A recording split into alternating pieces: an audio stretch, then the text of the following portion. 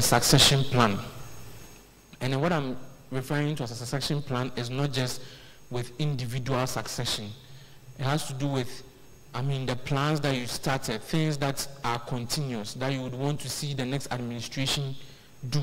What is your plan? What is your succession plan? How do you get the next administration to appreciate what you started so that they also continue from there? Develop that succession plan. Put it in place. Capture it in your handing over notes and all of that. Okay? And the last one, last strategy, number 16, to commemorate the 16th SRC Parliamentary Council, is be accountable and transparent. Be highly accountable and transparent. No room for doubts and no clarity. Just be transparent with the people. Just be accountable to them. They request for something, tell them. No hiding of anything. Let them know. There was a member of parliament in my time as speaker. One of the things that he used to do is that after every parliamentary sitting, he would draft a report and send it to his constituents. Send it to the florists for the florists to distribute. He was in the hall, florists to distribute. For them to know that when he came to parliament, this is what he discussed, and this is what he did to represent them. Brilliant. Very accountable to them. Accountability is not just limited to money. No. Be accountable to them on every step you take. So that one day, when an issue pops up, they will know the role that they play and appreciate it very much. And I think that if you go through all these things, you should be able to excel as a student leader. I'm really, really hopeful of you guys. I really want to see you succeed. I don't want you to settle for mediocrity. I want you to excel. I want you to have intellectual discourse. Go by the books. Make sure that you go and pick up the baton where it was dropped and think about the next generation so that you can also get them to follow suit. And you can only do this not just in parliament, but in your respective roles, respective colleges, halls, non-residential, international students, and what have you.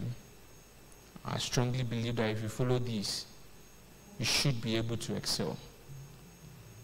I'm very grateful for the opportunity, Mr. Speaker, and your leadership. Very grateful, Madam Deputy Speaker. Thank you very much for having me.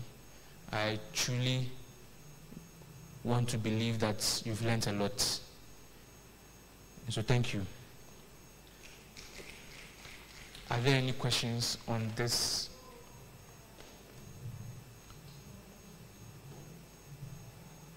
Are there any questions, or they were straightforward? So, are good to go. All right. I'm looking forward to seeing all of you succeed. May God bless us all.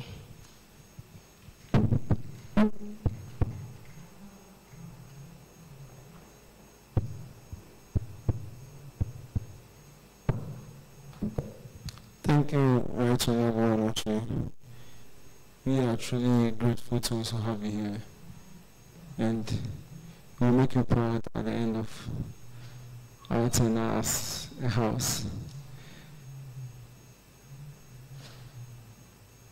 So with that, actually, I'll go forth and welcome Honorable Kofi Asante Jabata to do with his second presentation. May we welcome him with applause as he claims. And please, I hope we are taking notes. Even though I beg for them to leave it with the soft copies of their presentation so that even those that are not here would benefit from it.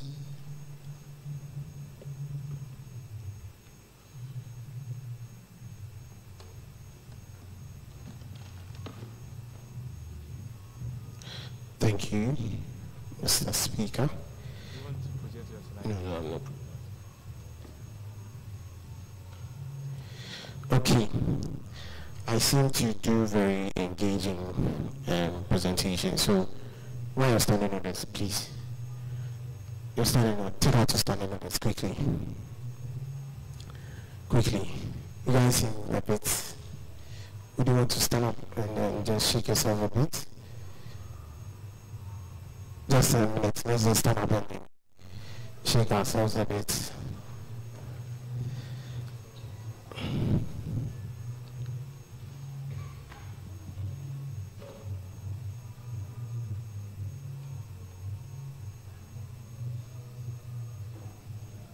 All right, let's have our seats.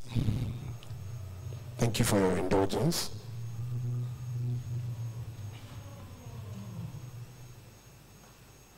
So I'm to make a presentation on the topic, respect for structures of the Parliamentary Council, understanding rules and procedures. And I did a small background check and I realized that you people need a lot of information on procedure, how to go about parliamentary duties, the procedure, the processes you need to follow. Try to be as snappy as possible. So let's start with the first part of the topic, respect for structures of the Parliamentary Council. I asked the question in my first presentation. I asked, who knows the part of the SRC Constitution that gives Parliament its legal backing to undertake its activities? Yes, you checked it? Chapter 7. You all didn't check it. Wow, that's amazing. That's a test. Just a couple of hours ago, we discussed something and no one bothered to check it out. So all those things you've been saying, go and read and all those things, what's the assurance that you're actually going to do? It's as regard. At this point, I'm tempted to sit down because your people are not showing positive signs. Or Mr. Magwa. It's important that you know the legal backing that the Constitution gives you. Aside that, you also, in your duties, you need to know other parts of the Constitution. But I'll get the part of the presentation. So respect for structures of the Parliamentary Council. I then ask myself, what are the structures for me to even respect in the first place? What are the structures? Before we go into the structures, I want you people to do a quick introspection and then ask yourself why you are here as a parliamentarian. Just take a minute and then ask yourself, why am I here as a parliamentarian? What is my role? What part do I have to play in this whole student governance system through this institution of parliament? Just take a minute and do that quick introspection for me. Please, I really want you to actually do it. Ask yourself why you're a parliamentarian.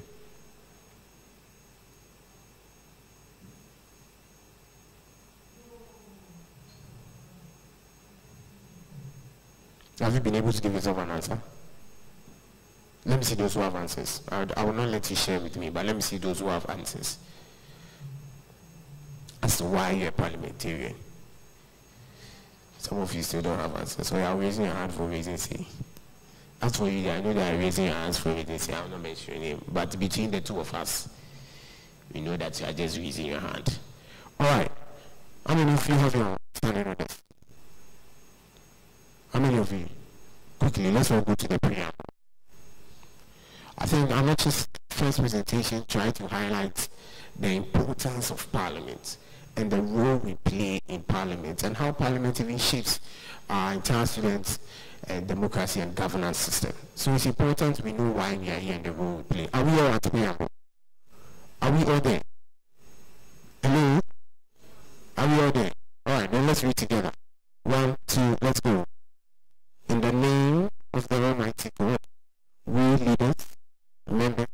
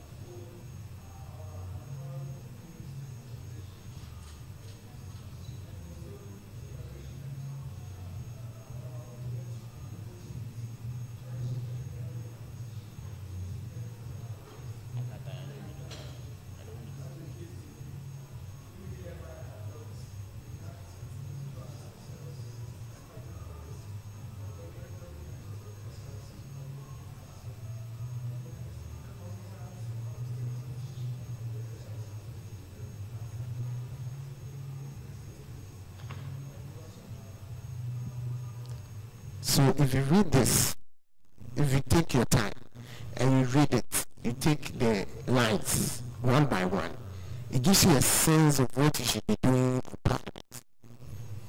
General sense of what you should be doing in Parliament. You are determined to attain the highest excellence in lawmaking, which means you are here to make law. What kind of laws?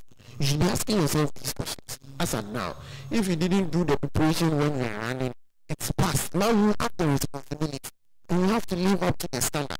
So you have to go and find your motivation, you have to go and find your purpose from the preamble of the standing orders.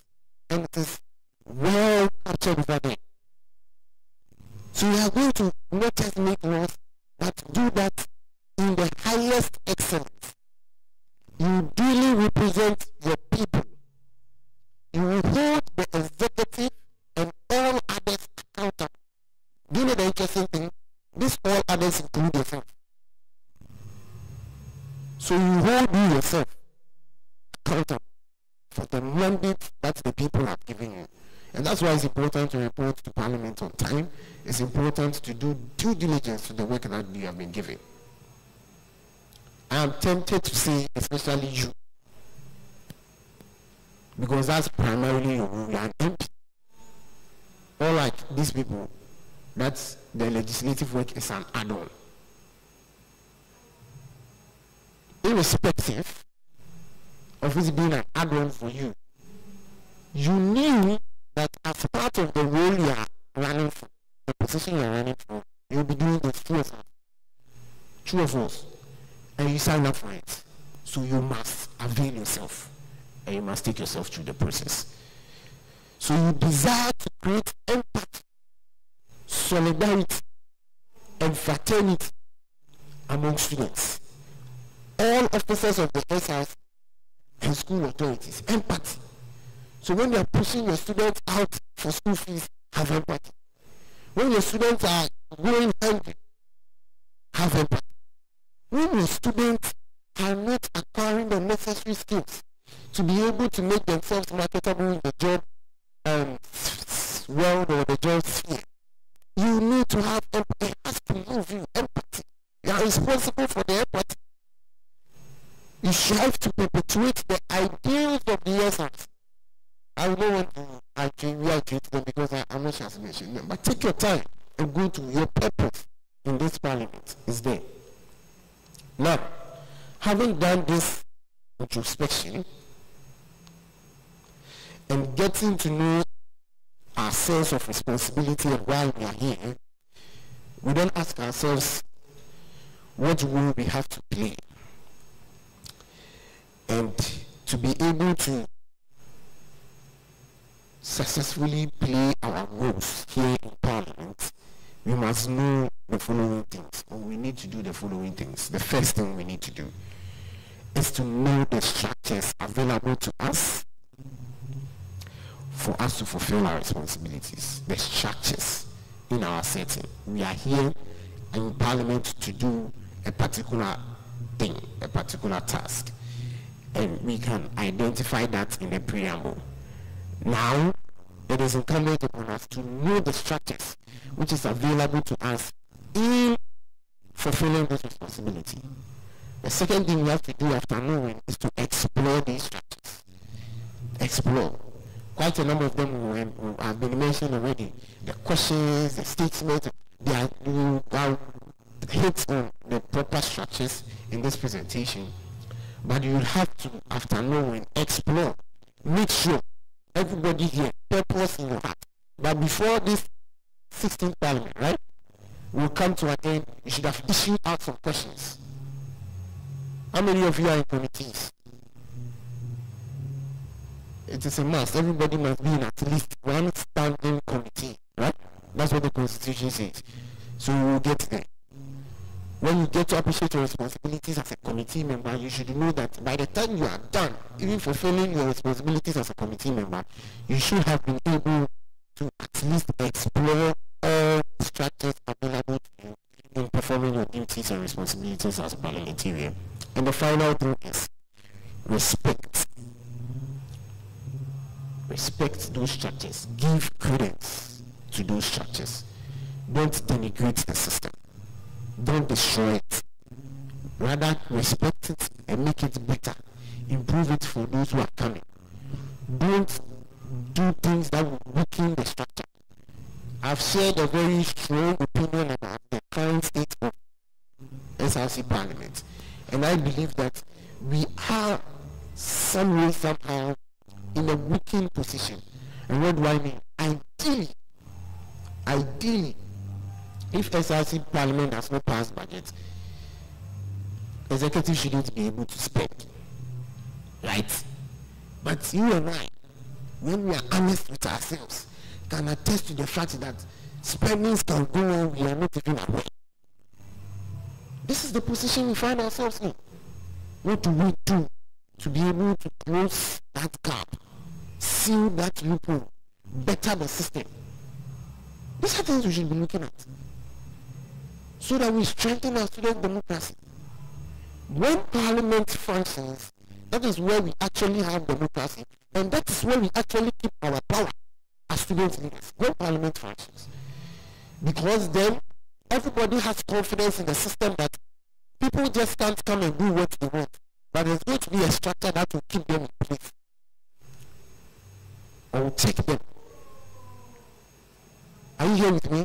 So your the power given to your electoral commissioner is not taken by some full authority, because there's no confidence in the systems. And you'd have to be buying forms here and this year, there's no voting and no there's voting, and we can't even give respect to our own constitution. It's because we are weakening Parliament. How do we weaken Parliament? We are not giving respect to the things that we do. We've taken it as a joke. And you think it does not have any implications until JCIC stands up. Then you can't even run for a whole president and executive, not to talk of coming and sit in Parliament. That is when you know that when we do not have strengthened arms of government, we will think the issue is not close to us far, but it will come back and come and bite us.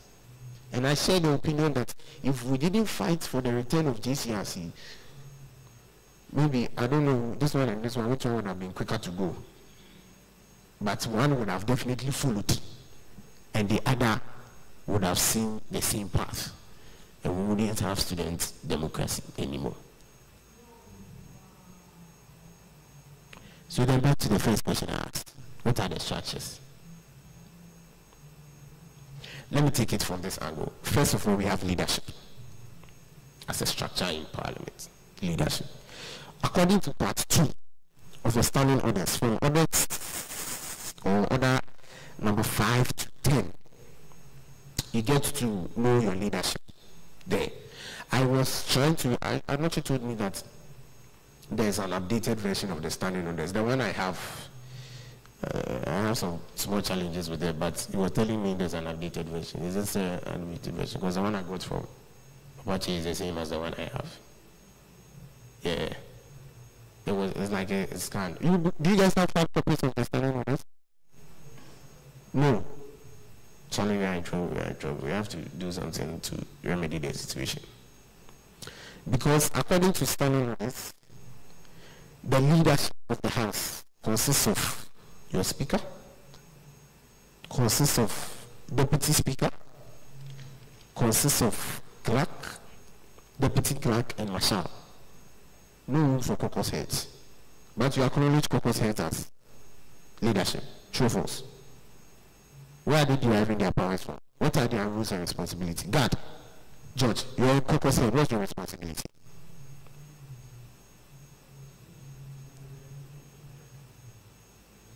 You are representing the interests of the members of the college caucus. Okay, what's your responsibility?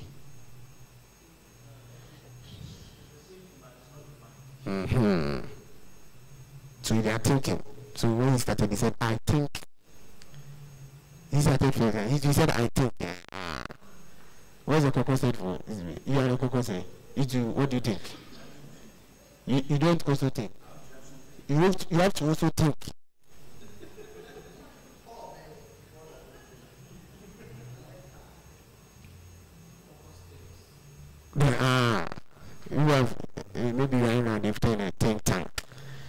cause think tanks. Ladies and gentlemen, you cannot operate when you don't have legal backing. You cannot also be identified as leadership when you don't have legal backing. That's something that should be. So your first assignment, find ways and means to incorporate leadership, that is caucus heads, into the standing order for you to have legal backing. If possible, even the SRC Constitution. Because the SRC Constitution, Chapter 7, which gives credence to parliamentary council activities and all that, identifies your leadership. And even in that, there's still no caucus heads. So if you put it in standing orders and you still don't try and find its way into the Constitution, then some people can come out, and when you have a bully of a JC like the one you have right now, we'll see some things happening.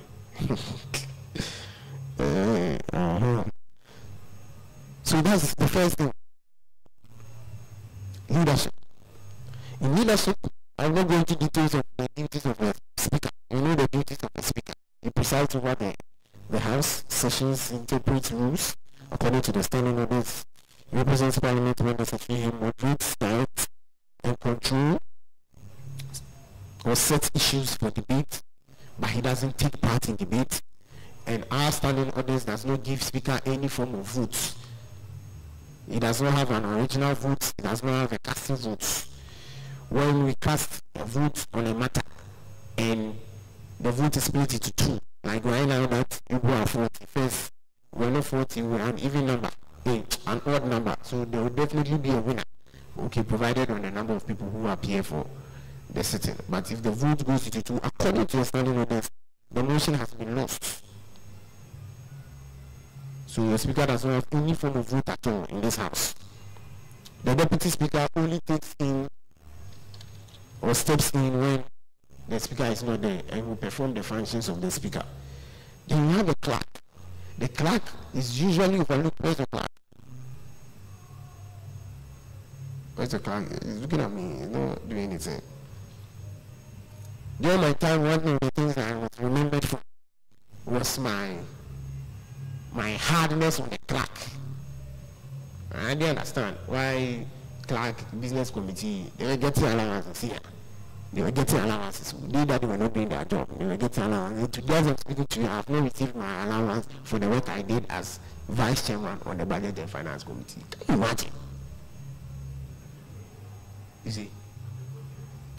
The 4 years before the parliamentary session ended, that guy was free. I was sitting here, raising papers and scattering the whole place. And showing the clerk how incompetent she was, but I think that was too harsh. And I apologize to her on any day, but the substance still remains the same. The duties of the clerk, please listen to me very carefully, and every member of parliament listen to me. The clerks play a very important role in our parliamentary system. We may just limit them to clerical activities. Even your standing orders defines the person, because it can be any gender, as the secretary to parliament. But the person is also responsible for correspondence, records keeping, and then that person does a lot of coordination work. I'm sharing the view that, look, people should be able to make sure that your standing orders and your practices, it's what's the word? Why am I losing all my diction? It's able to meet the standards of the time, right? So right now, we have learned a lot. I think the clerk should be a table office, right? Where you have other people, other clerks helping, instead of just the main clerk and the deputy clerk. Then, when we have committee sitting, like appointments committee is doing vetting, we would have a clerk to that committee who is responsible for correspondences, who is responsible for scheduling the meetings and all those things.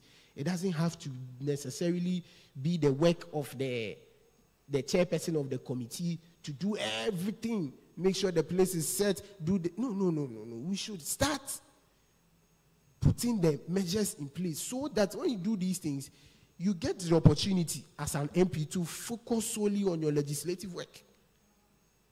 So open the room, open the door, bring in more people. look at ways you can amend your own standing orders. Because right now your standing orders is not fit for purpose currently. The deputy clerk is there to do any form of assistance work. Then the marshal. The marshal is responsible for maintaining order in the house and is responsible for your safety and security. When I read this, I read it twice. And then I realized that the work of the marshal, where's the marshal?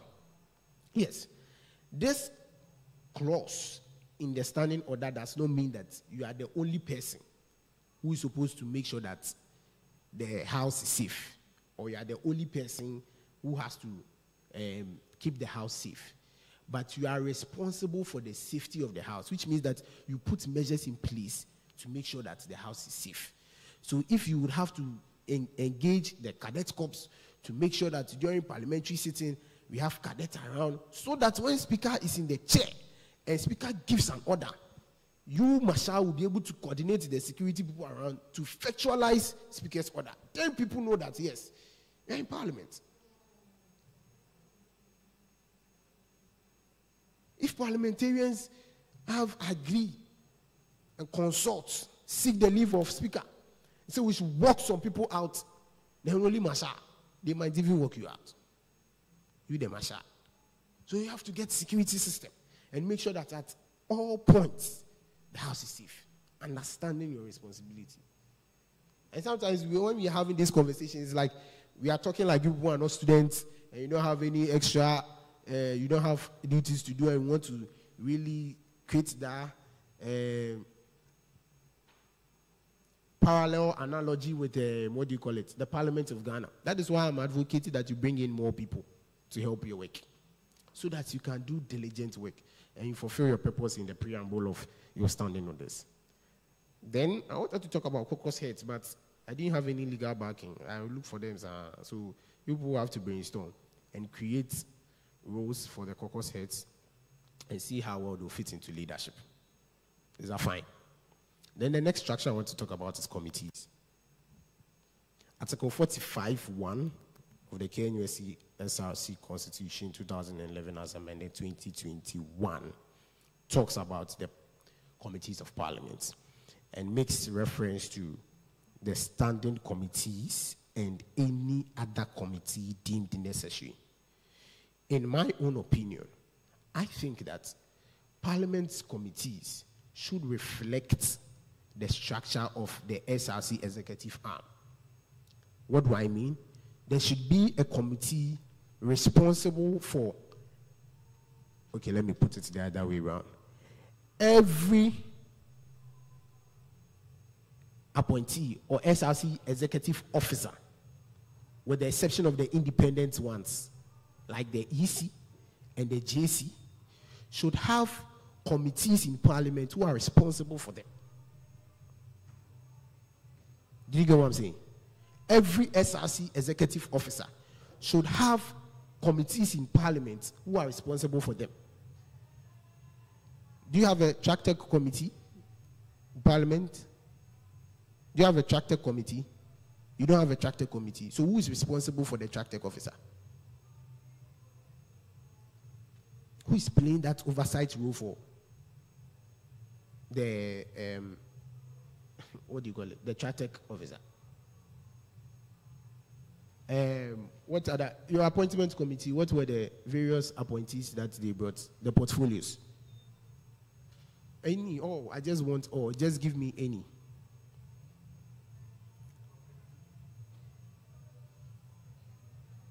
Properties and facilities. Which committee in Parliament is responsible for that officer? Because you have to understand that these people will be given budgets. These people will have to present working documents to Parliament. Your constitution mandates every SRC officer. The only person who is excluded from that clause is the JC. So even the EC is supposed to bring his working documents, and it is a normal practice, even at the national level. Before any EC undertakes any electoral process, they send what we call a CI to Parliament. Senior, or I'm lying. They send a CI. And the CI is their legal backing for everything that they do. So even the Electoral Commission of Ghana that we say they are independent, they don't do anything. They go and collect law to back them. It should be the same over here. the SRC EC is supposed to bring his working document. You people work on it, you pass it, and make it a law. Then he gets legal backing. So the framework for the organization of the elections that year has a legal backing. That is the responsibility of Parliament. And that is why I moved the motion to call the EC to order. When Parliament did not receive any copy of his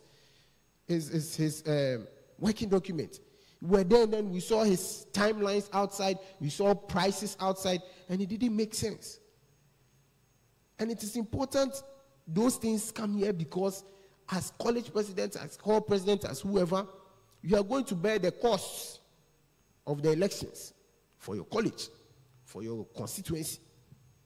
So if you don't have any idea of how the process is going to be like, no input, no contribution, and you're just going to be there and then just be signing outrageous sums of budget, then that is worrying.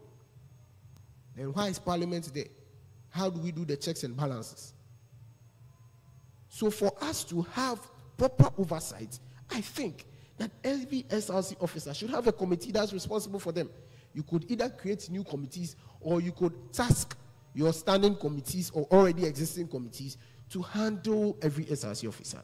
Now, when that happens, the first thing that will happen is that budget is presented to Parliament. True or false?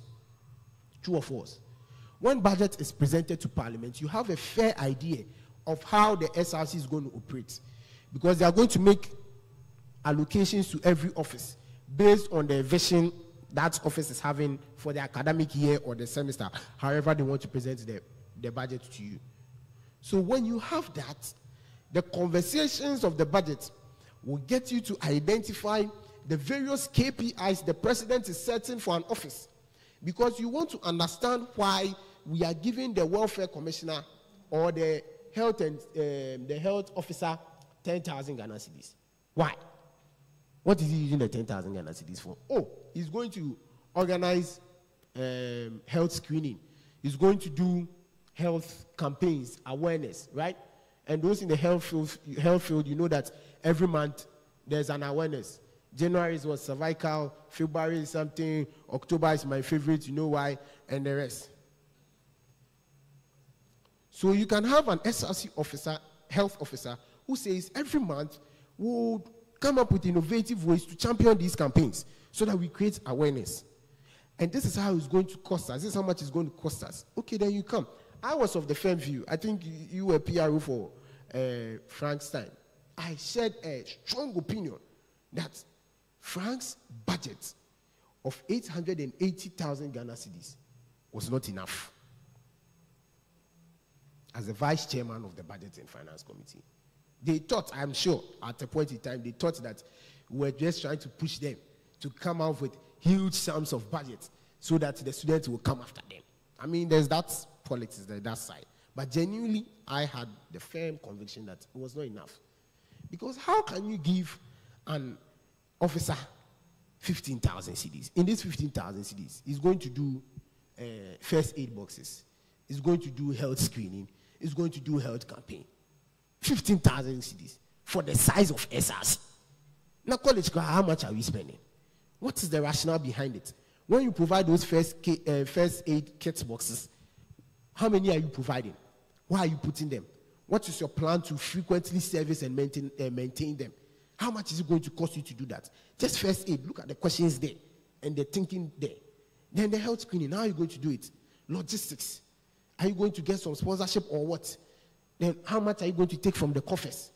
When you do all these things and you add your health campaigns and all those things, and there's the administrative money you use in running, you do some engagements here and there, what do you call it? Your transportation and all those things. There are some small administrative costs. It shouldn't come from your pocket.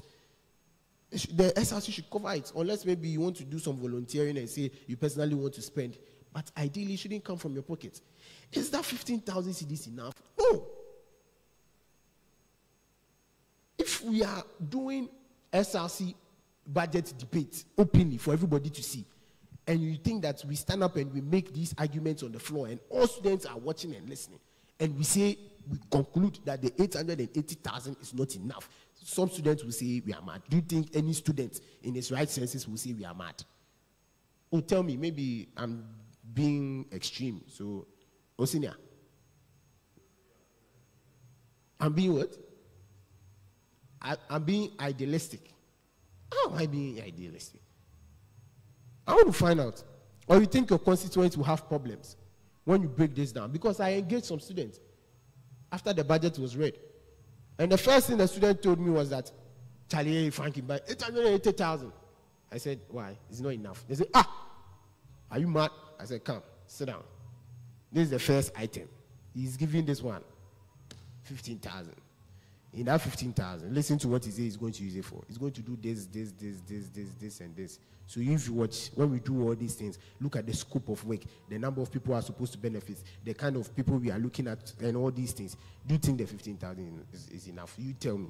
Can you use 15,000 for this? But they was like, you are not telling me the taxes have not even come. And ideally in your budget, if you budget an amount, it should be tax inclusive. So when we have these comprehensive engagements, and when we make them transparent enough, I think we save ourselves a lot of trouble. Or you don't think so? We save ourselves a lot of trouble. But because parliamentary proceedings have become so opaque, we keep weakening the confidence people have in our structures. So committees, raise yourselves. And since everyone is part of a committee, I'm talking to everybody. Raise your body, raise yourself. There's work to be done. The work is not only done by Budget and Finance Committee. Budget and Finance Committee, the work is also not finished when you pass the budget. No. You have an oversight responsibility. You have to make sure that the amount they budgeted for is what they are spending. You have your challenges. I remember when Frank read his first State of the SRC address, and he was mentioning some things he has done. And we're asking ourselves, where did this guy get the money from? Because these things you have mentioned was not in your budget. Laptops you bought for electoral processes and all those things, they're not in your budget. So how did you get money for these things? As I'm telling you, that the true state of our parliamentary system is such that people can do spendings the way they want and without parliamentary approval, and it's troubling. So how do we enhance collaboration? How do we strengthen our structures, committees, engage? You see, the thing is that you are not only responsible for the oversight, but you are responsible for collaboration. Sometimes chairpersons, you see, the chairpersons of the various committees, you don't have to wait for a bill to come and they refer the bill to your committee before you start working. Oh, that's not how committees work. Committees are proactive. They have their meetings. Look at certain issues that is occurring in their space. Academic committee. We have academic committee in parliament, right? Academic committee in parliament can meet and then go and look for statistics. What are the percentages of people trailing? The percentages of our constituents who are trailing their courses. How can we reduce that number? That alone is a project. It's worthy of talking about. If you put it on your CV that I was chairperson or as a member of the academic committee for SRC Parliament, they ask you, what did you do? This, even in engineering terms, is called, you can apply this principle in lean management. You can apply this principle in reducing waste. You can apply this principle in efficiency. How you sat down, you looked at a system, and you looked at things that were hindering people from excelling in that system, and you eliminated those hindrances. So you have a knack for identifying problems and providing solutions for them. You are innovative.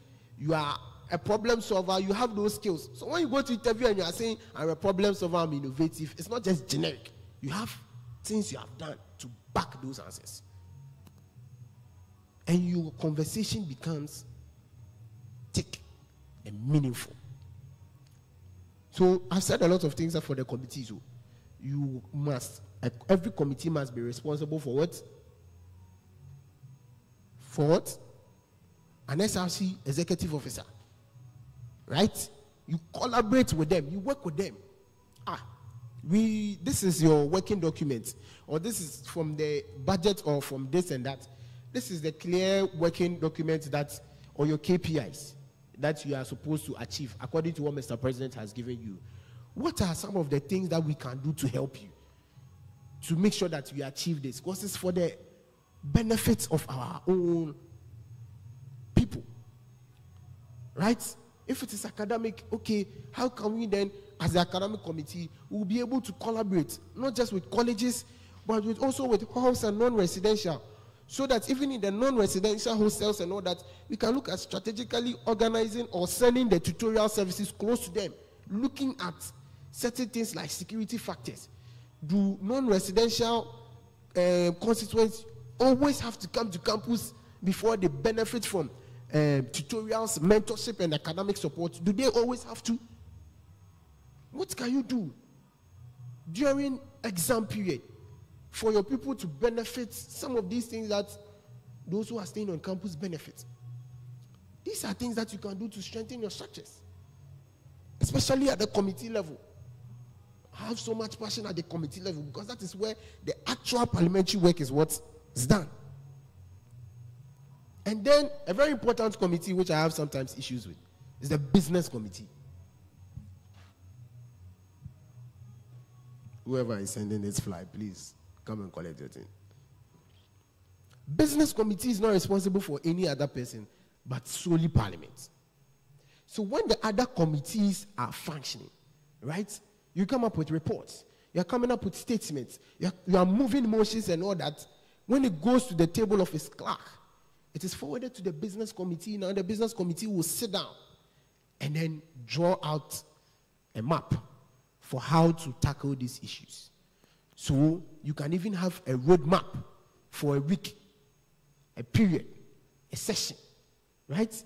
Because the committees are working. So you are tabling the things. You have a lot of things to talk about. Right now we are doing bills, we are moving motions, there are statements which need to be read. And that's how come maybe you can do Parliament this week or coming up this week. Because there are a lot of things to be talked about. And then you become very efficient in your parliamentary systems. Your order paper. If the order paper says 5 minutes allocated to this, leadership, business committee, you should be able to agree on how indeed we are going to use 5 minutes for something. If a statement is going to be read, if there's going to be a debate, and we've allocated 30 minutes for that debate, then in our mind, 10 minutes for every caucus. If 10 minutes for every caucus and we want one person to speak for 5 minutes, then every caucus is getting what? 2 people. 2 of us. Then you communicate with the caucus heads. The caucus heads, you meet with your people. And then you give the 2 slots to people. They speak for 5 minutes. So you prepare in advance before coming. That is how you become very efficient. Because if you do not do these things, now you are not able to gather your thoughts. Maybe if you had been told beforehand that only 2 people will speak, you say, okay, maybe leader, you take 1. Then another person will support.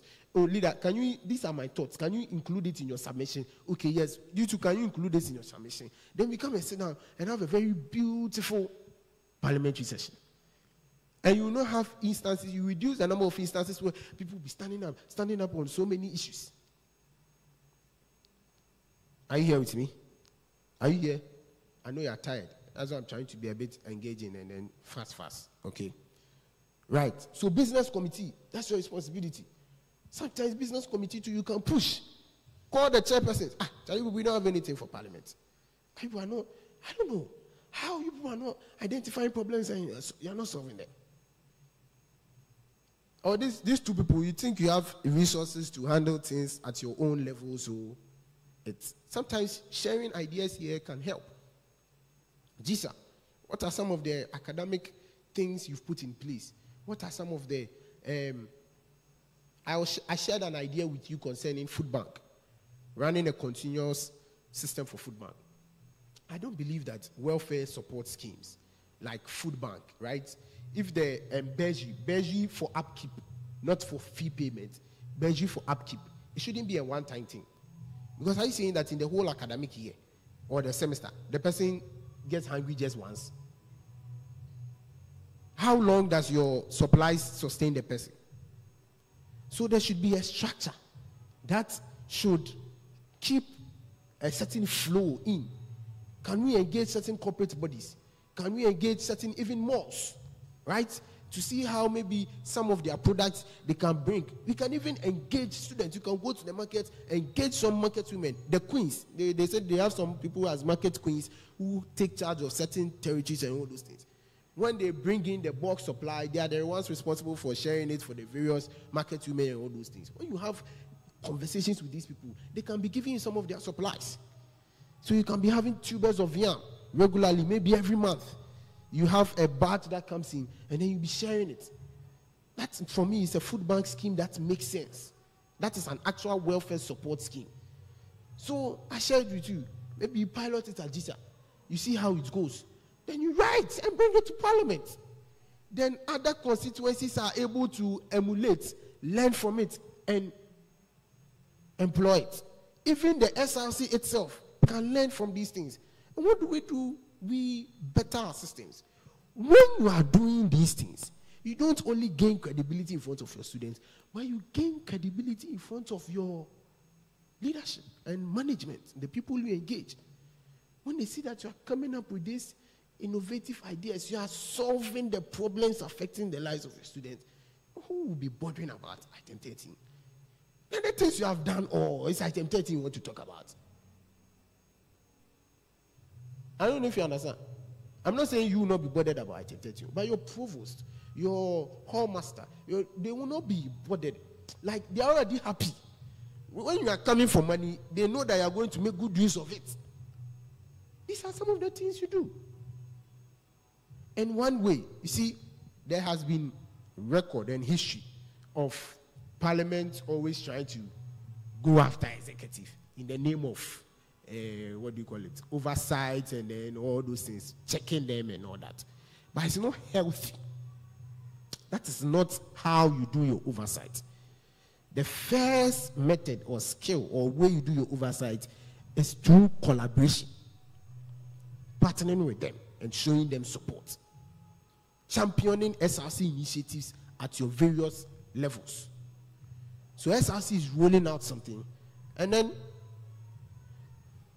some of these things they will not know is procedure. Everything that they do, it has to pass through Parliament, working document. That's what I've said. Every working document has to pass through Parliament for you to approve. The idea is not just for you to approve, but it's also for you to know what the SRC is doing and help them implement them at your grassroots levels. But in case the SRC president messes out on these procedures, what are some of the innovative ways you can draw his attention to these things? You've seen that the SRC is rolling out entrepreneurship support scheme, right? Then you call SRC president. SRC president, is there a way we can get your track tech chairperson, so that as president of the college, I'll go with the track tech chairperson and we'll do sensitization of the college concerning this program? Is there a way we can arrange that? President says, oh, yes, I think that will help. He connects you with the track tech chairperson. And then you people go through the college and you do that sensitization. You have helped the track tech chairperson with publicity. When you create that environment and you say, Charlie, this one, like if you brought your working document to Parliament, I could have made the case for all parliamentarians to do these things on for you. It's one innovative way of bringing him. So next time, he will think that, okay, if I send this thing through Parliament, maybe I can speak to God, so that, or I'll speak to Agatha, or I'll speak to, what's your name, Africa World President? What? Abigail. I can speak to Abigail. Abigail will be my mouthpiece. When they have that solace, that there will be somebody in the chamber who will be speaking and fighting for them, so that their things will not be slashed and all those things, they will come. And then when they come and then they see that they get support everywhere they pass, the whole college presidents and hall president on where they are supporting SRC activities, you will naturally bring them to you. Then you start overseeing the things that they are doing, whether they are doing right or wrong. And when you start inputting, they will see it as constructive input and criticism, rather than wanting to come after the annex.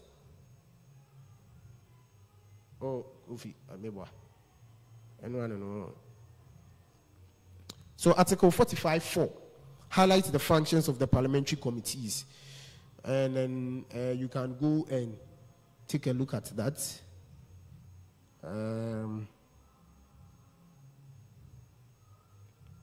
I've spoken about collaborating with them, being proactive.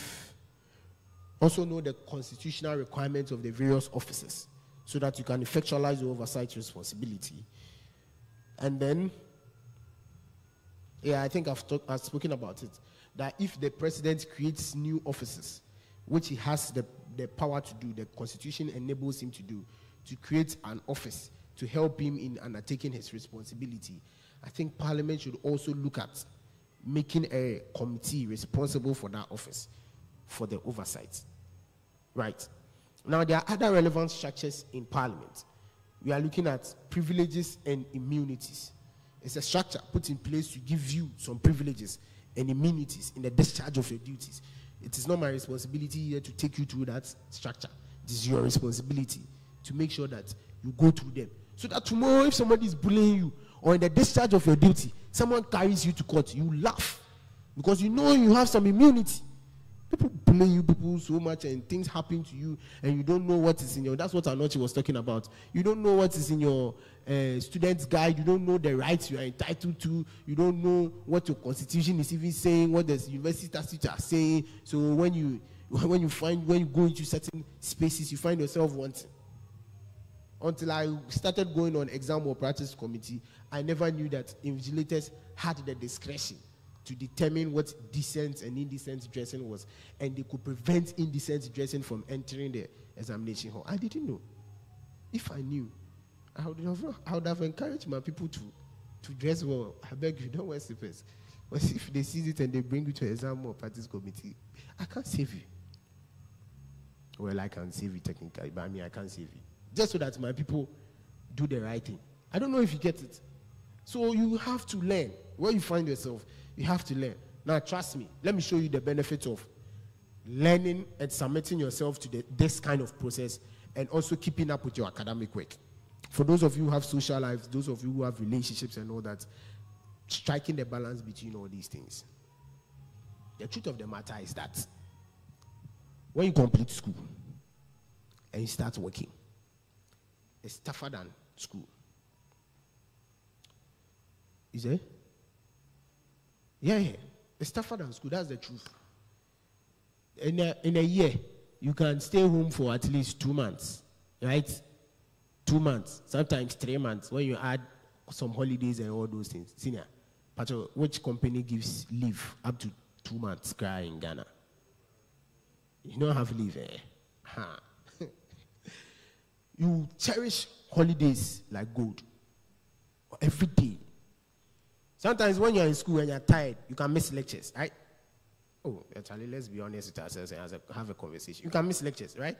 You go and work and see if when you're tired, you can miss work. Whether you like it or not, you will apply yourself. In that space, if you do not know how to manage things, you realize that you cancel out a lot of your other aspect of your life because, Charlie, the work life alone, self, you know, they sit up. But when you apply yourself to this process, work life becomes manageable. You are used to stress. I'm used to, as I'm speaking to you right now, I've not slept the whole day. I've not slept. I'm going 2 days, 48 hours without sleeping. And the interesting thing is that out of these 48 hours, I didn't even eat for 24 hours. So I was running on empty stomach and all these things. Ask yourself, where did I build that tenacity from? Then that capacity. It's here. Leadership. Agenda. I go to sleep at 3, I wake up at 5 to 6, because I have to be in the college before, or latest by 7, and start campaigning. I walk up and down. Sometimes go and hide somewhere, do assignments more, leave the rest for my people to come and finish. Then go and do campaign. Go and be engaging people somewhere in the afternoon. Sometimes you don't even eat till evening. And all these things. You build tenacity. When you win the elections, sometimes there's a tendency to relax.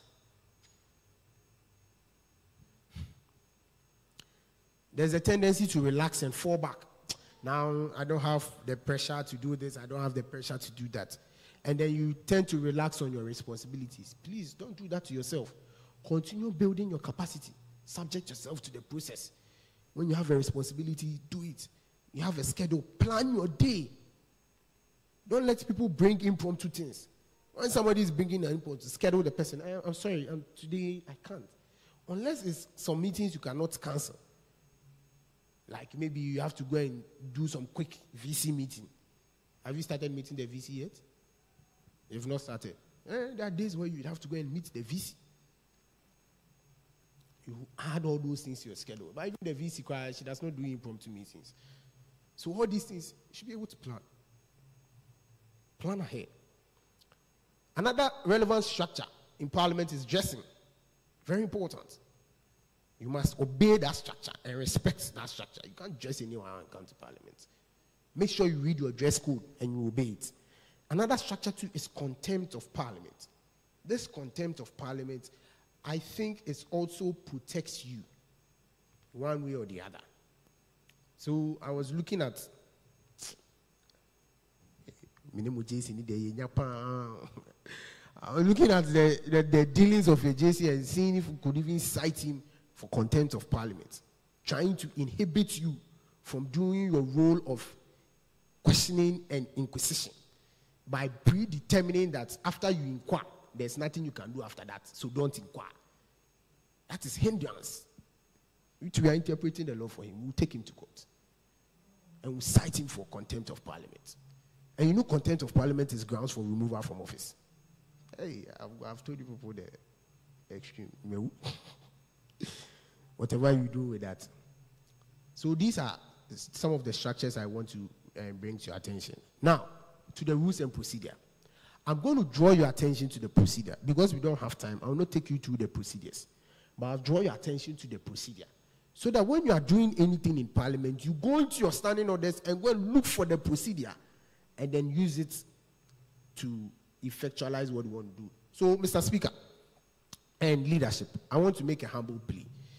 If your parliamentarians, in order to force them to apply themselves, if your parliamentarian is moving a motion, and I think we can all agree that if a parliamentarian is moving a motion and the parliamentarian cannot give reference to a certain legal backing for that motion, you should sit down. If your parliamentarian is making a statement, is doing a contribution, and cannot determine which legal or constitutional provision gives him the right to do that, you sit down. When you do that, a lot of your friends, especially those who are not here and will probably not learn the procedures, when they are misbehaving in Parliament, you can cite them on point of order, point of information, and a whole lot of points and sit them down so that they don't disturb you. Are you here with me? Are you here? Are you here? And the respect for structures. You see, when you know the law, when you know, that's why I not you say, fabuk tone. When you know the law, and somebody can bully you, you get to a point, you also use the law to also put the person in place. The last sitting that we had, our dissolution, our speaker wanted to be generous to our deputy speaker because she hadn't presided over any sitting before.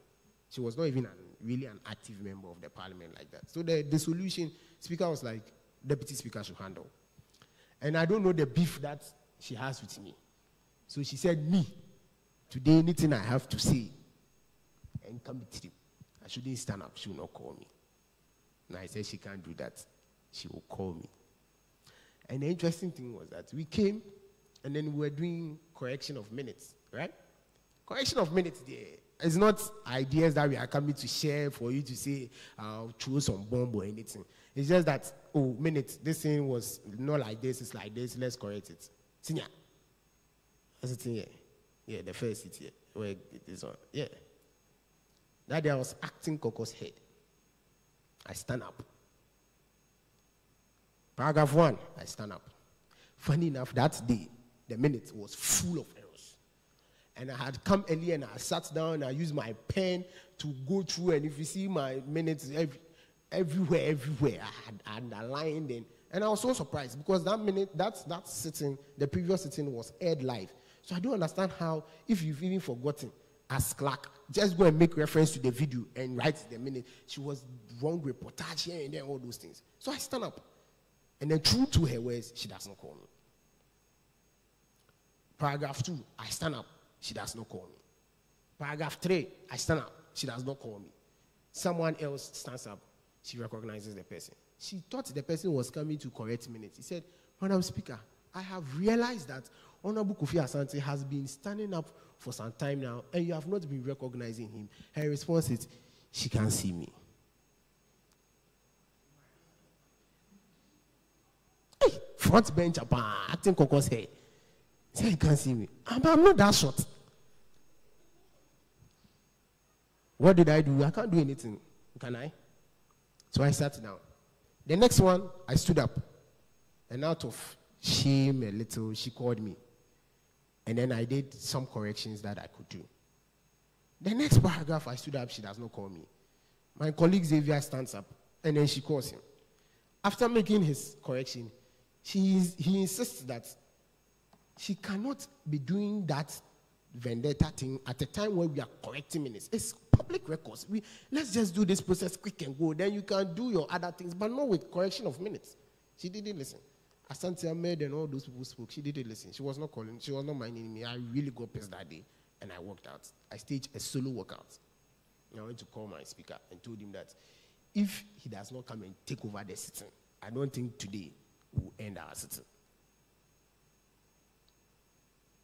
I came back, and then I quickly communicated with the other caucus heads that we should stop correcting the minutes. Let her read the paragraphs. When she's done, we'll reject that minutes, and then we'll have to start the process all over again, because we cannot accept false minutes. So we did, and she read to the last paragraph, and then posed the question. So all those in favor of the acceptance of the minutes say aye. The whole hall, the conference room, was quiet. Quiet. This is what we call whip. This is the whipping we do in Parliament. Whip everybody in line.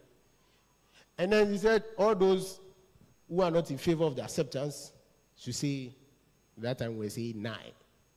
The whole hall, 9.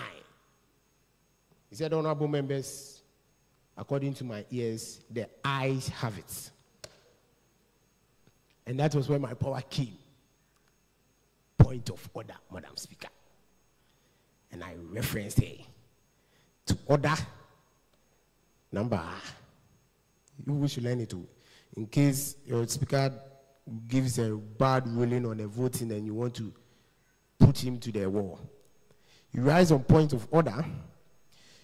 Order 42.5. Order 42.5. In case, no, order 42.4. A member may call for a head count if the decision of the speaker on the voice vote is questionable. I rose on that order and I questioned her decision on the voice vote, and so we have to do a head count. And when we do a head count and the numbers indicate that we are all rejecting, you cannot say otherwise. When she realized where the thing was going, honorable members, time is gone, we have to dissolve. And everybody was like, no. Time is gone, we know. But you had the opportunity to do the right thing, you didn't do. Why am I telling you this story? I'm telling you this story because a certain batch of parliamentarians watched what happened. And they couldn't learn a proper lesson out of that. What they learned was that you challenge speaker, you speak to speaker anyhow, without any legal backing. And so I watched their parliamentary sittings and some of their videos trending, and it's purely emotional. Honorable member, sit down. I'll not sit down. What do you mean you not sit down? Do you know what your standing order says? That when the speaker tells you to sit down in the house, you tell him that because you are representing 20,000 students, you not sit down. Wow. What about the SRC president who represents the 100,000 students who gave him that power or who appointed him? And the confirmation he had, the confirmation of the power by all representatives of all students. That power, Nadia, you've not thought about it. And the power vested in him by the standing orders. So what am I saying? In all your dealings, you have to go by the book. Learn and understand your rules and procedure. Let me quickly run you to I'm hitting on the procedure that you should know or you should go and read. Starting from part 5, I think, or part 4. Part 4, summoning and dissolution. Order 15. Note them down. Summoning and dissolution. Those are where your procedures are. Part 5. Sittings and adjournments. Order 18. Notice of sittings. Order 19. Adjournments. Order 20. Adjournment, look at clause 1. At any time prior to 5 minutes before the stated time for concluding a sitting, a member may A, move for the adjournment of the sitting, or B, move for an extension of the sitting beyond the stated time for closure. So if you are left with 3 minutes and you are coming to move for extension, I will sit you down, point of order. You have passed the grace period, we'll end the sitting, and then we'll schedule another sitting. These are procedures you should know. Sitting in camera, what it takes for you people to sit behind closed doors so that nobody comes in, except the people you permit to. Communications to and from Parliamentary Council, Order 22. Read it.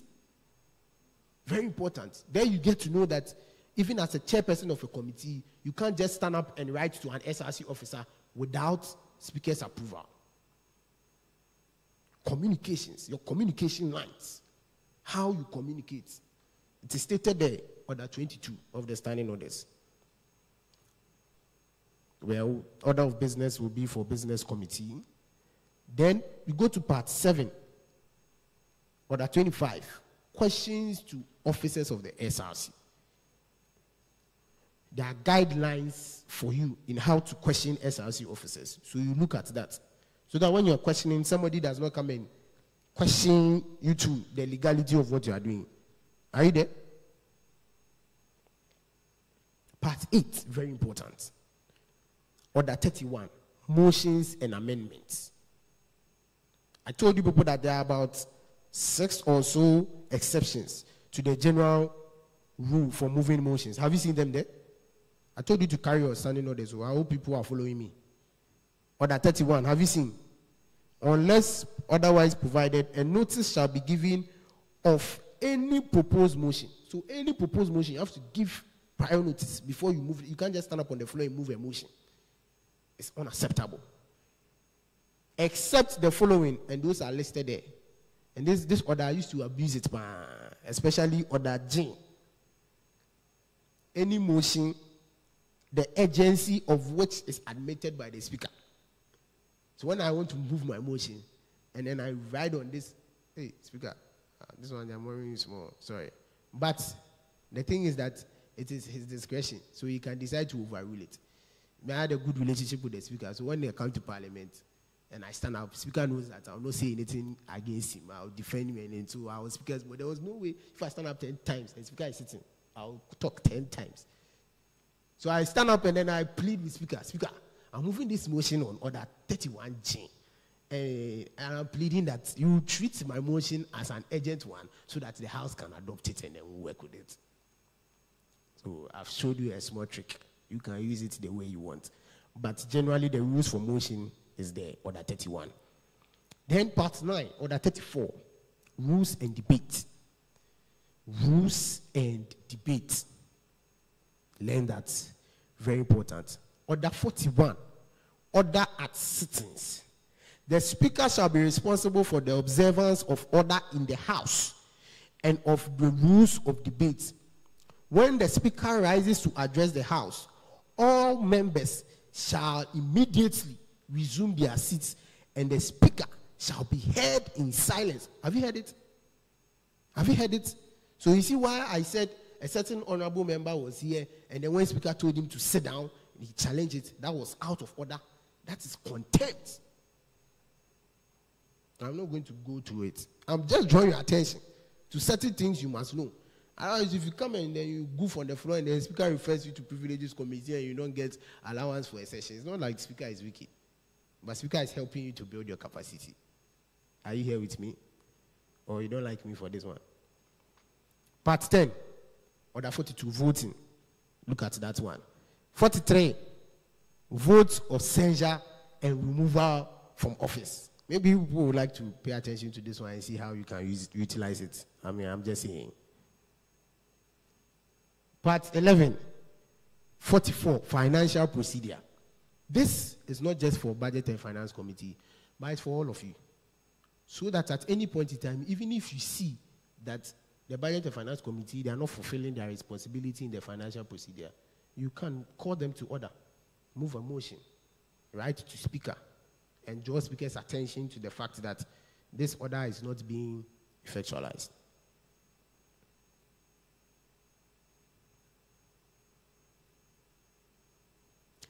Part 13, Order 55,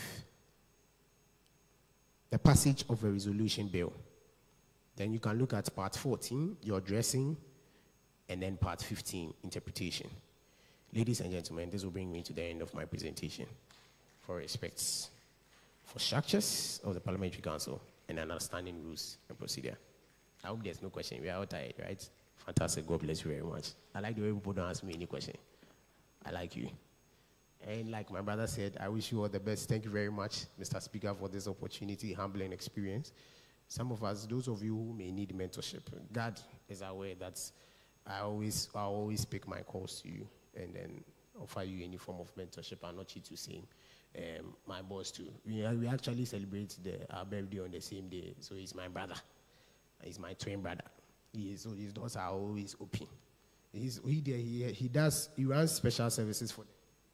So they are the ones that can contact him. But the rest, I do wish you all, and I hope that you people have a very successful and legacy-filled parliament. You want my phone number? This is not TV or radio for me to do 0244. When you're down with the session, you come and see me. Thank you very much, Mr. Speaker. Thank you very much, Honorable and former President for GISA. And most of the sittings of his house, he was the acting caucus head. Thank you, Honorable Jabati. I think it's impactful, and a lot of honorables have realized a lot of things. I remember at our deputy speaker elections, I told Honorable Jake that if he wants to go by if he wants us to grab our boots and then go by the committees, at the end of the day, he found himself wanting, because we all are not abreast yet.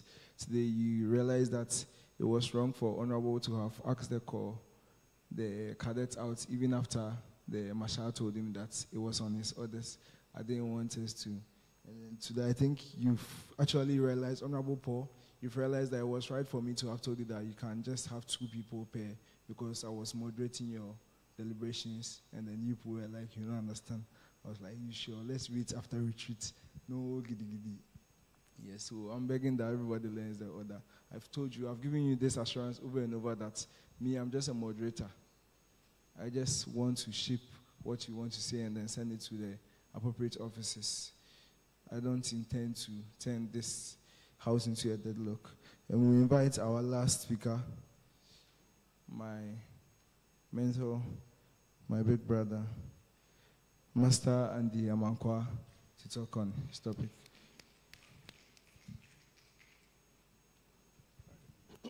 Thank you very much, Mr. Speaker. I know we are all tired, so fasting. But how can you be fast with a story? Or is that not what I'm supposed to present on? My leadership journey. So that means that I can give you my remote, then just press fast forward. Soon we'll be done with the scenes and be out of here. This is my first time holding the mic today. Right, yesterday I had my first turn, but today I was actually hoping to get here on time so that I could hear Jabate and Anoche speak. Great stuff. Great stuff. Before I make any more comments, like I said, this is my first time holding the microphone today, so let's say a prayer. Shall we? Father, we thank you for today. Do within us, in our midst, as you will. Give us wisdom as you give without reproach. And let this be one of the discussions and moments that stays with us for our lifetime. In Jesus' name we pray, amen. So yesterday I shared with you that on this leadership journey, one of the things that you can never underestimate is what? The first thing that I shared yesterday was what? Yes, what was it? I said it after the prayer. The God factor.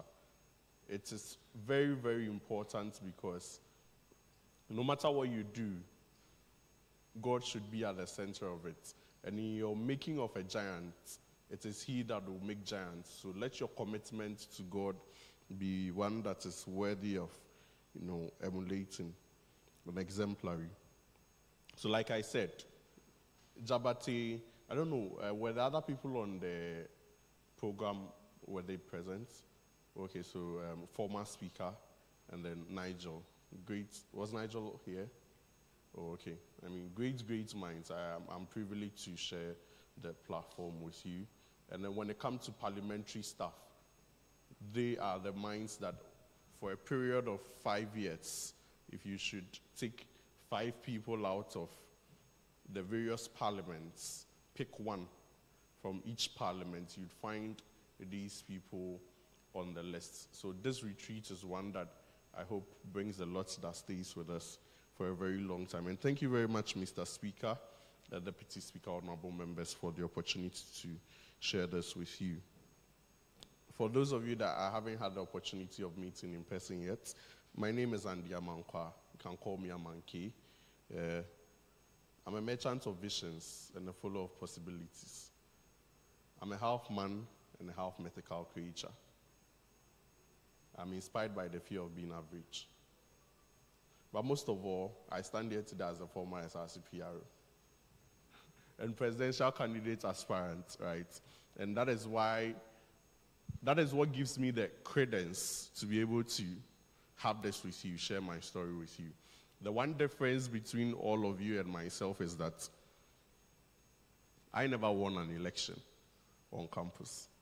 So all my experiences were appointed, right? But then it gives me a lot of room because of the experience that came with the journey and then in my appointment as roles. As a matter of fact, my leadership prowess on journey took me to other establishments outside KNUST. So there's a lot of stuff that I'm going to share with you today. But before I share my journey, I know we all have a lot of definitions on leadership, but leadership is that one thing of 2 things that you can never have a trial run. Are we here? Of 2 things in the world, of 2 things. Leadership is one of them that you can't have a trial run. The other is a very big institution that now it has become a norm to walk away from, marriage. Do you agree? Those are the 2 things you can't have a trial run. But now it has become common for people to walk away from, so it looks like you can have a trial run. But really, really, really, how it will go on to hurt you is something that, not from experience, but from the things I've seen, it's something that you tread cautiously with. But in this leadership journey, you can't have a trial run. And what we are doing here is not a trial run. If you have it in your mind that you are doing this for something bigger, you are wrong. This is it. This is the arena. This is the stage. This is where you have to be your absolute best. If you say you are preparing for something bigger, you are demeaning the people that voted you into office. And you are putting their needs and wants in no regard. Because they voted for you because they believe in you. When you came and told them that these are the problems that confront us or our students, and so I'll make sure I solve them, they said yes. Then I will take time off my day, go to the polls, and make sure you become president, and make sure you become general secretary. So how can you try this out? You can't. You can't. You cannot. This is it. And yesterday, we shared on our very famous question. Anyone, or we should say it together. What was the question yesterday? What was the question yesterday?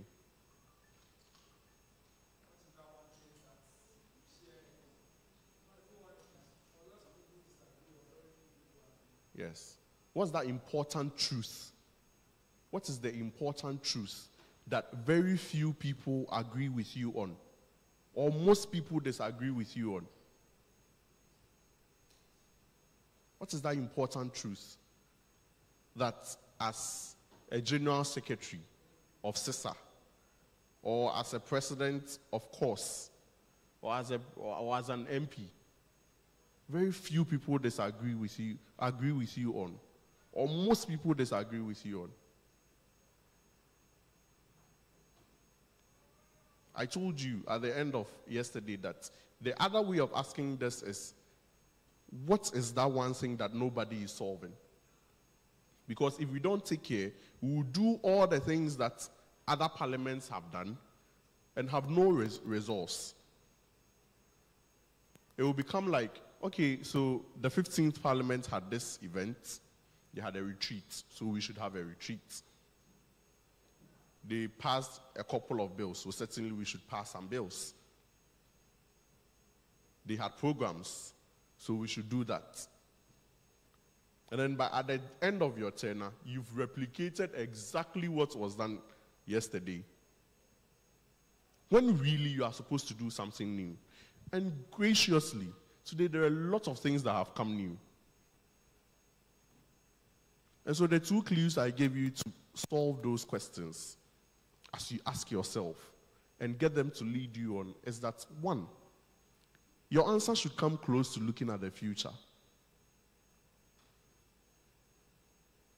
How is my college going to look like next year? Or it should be a different perspective of looking at the present. And so a lot of things had been done. One of the things I got from Jabate's presentation is that we seem to let things go as a parliament. And that just recently in national parliament, when after Speaker closed Parliament and took the keys, and then it became necessary for them to meet and make certain decisions so that they could pass the budgets for the next tenure, when power shifted and the sands shifted, they had to make sure they met so that budget could be approved for the first term of office before the next government is able to come up with its own budget. So those are loopholes. How is my future going to look like for my college? The second clue is looking for secrets. And these are the secrets. We should look for them. If you are not looking for secrets, you won't find them. And there they are, right around us. A lot of things that we can do to shape ourselves and our career and our journey in this leadership space. So it is very, very important that we look at these things. Find these secrets. Make them happen. If everyone disagrees with you on it, communicate them well. And then eventually you have people agreeing with you on it. But this is no trial run. Looking for secrets is very, very simple. No matter how big an organization looks, there are still loopholes and secrets they are not finding. I remember in 2022, after we had lost our elections and then we were about to begin a new academic year, and then I was looking at how I was going to make that year beneficial for myself. So I wrote a letter to Telecel. I wrote to them telling them that I see a loophole in their business with the way they do the tertiary bundles with KNUST. So whilst most people buy the SIMs, it's secondary because when they come to school, they already have SIMs.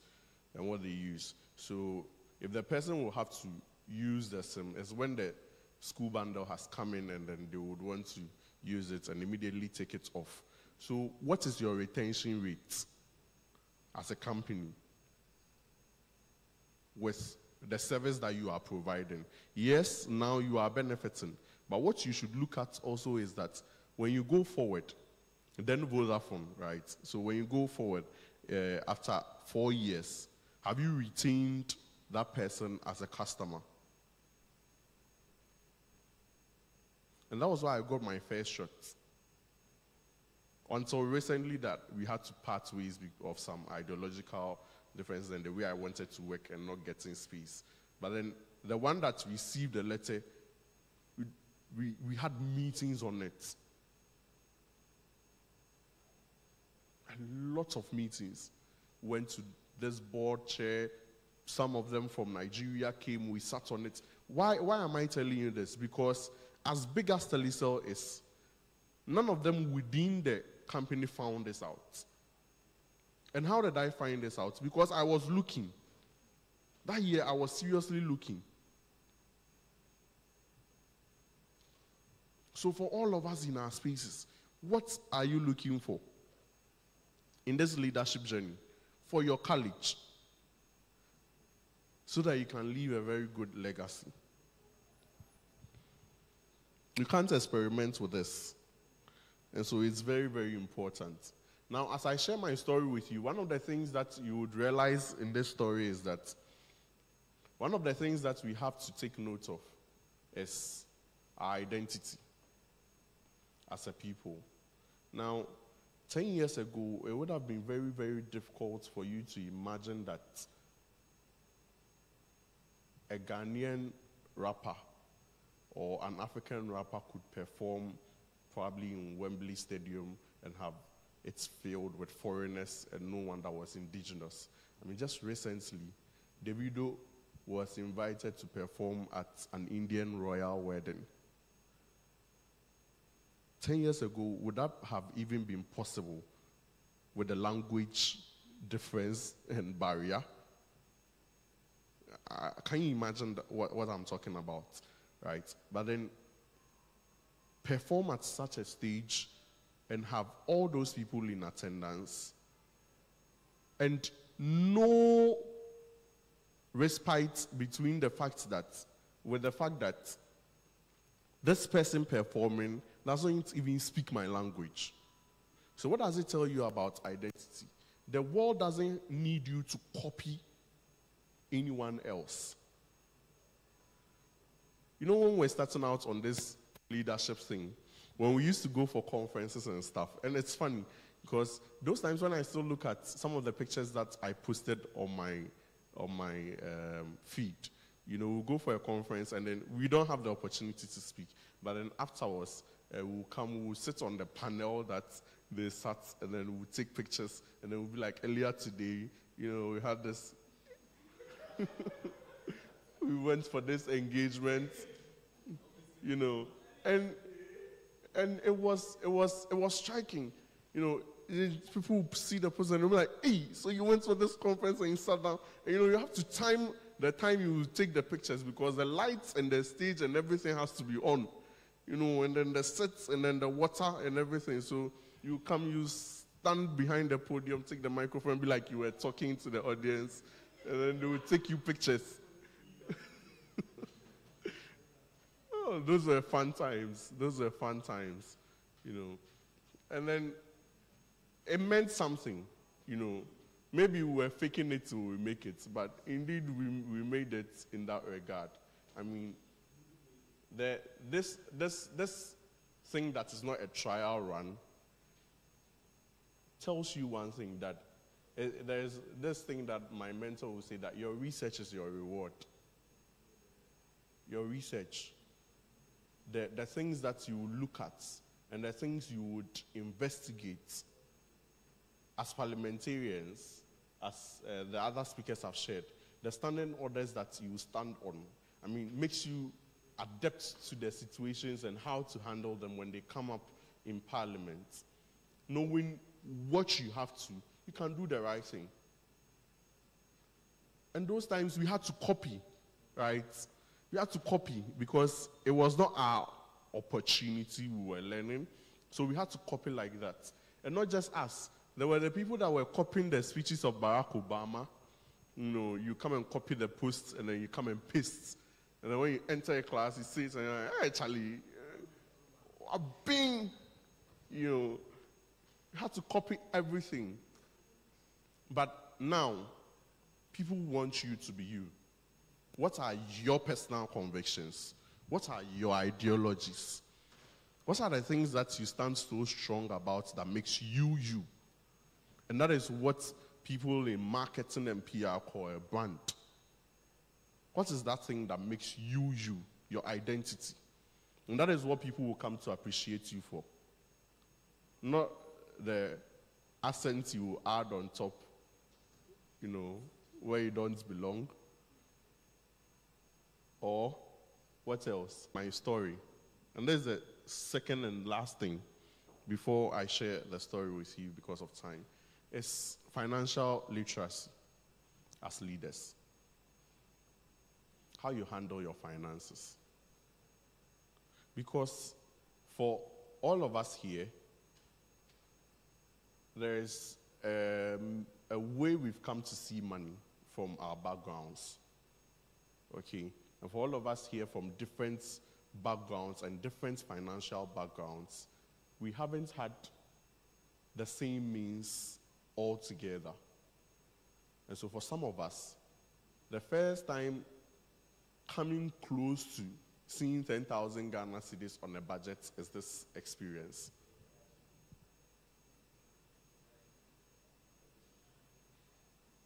Maybe in your own personal account, you've not seen your account balance before to beyond 2,000 Ghana cedis before. Makobio.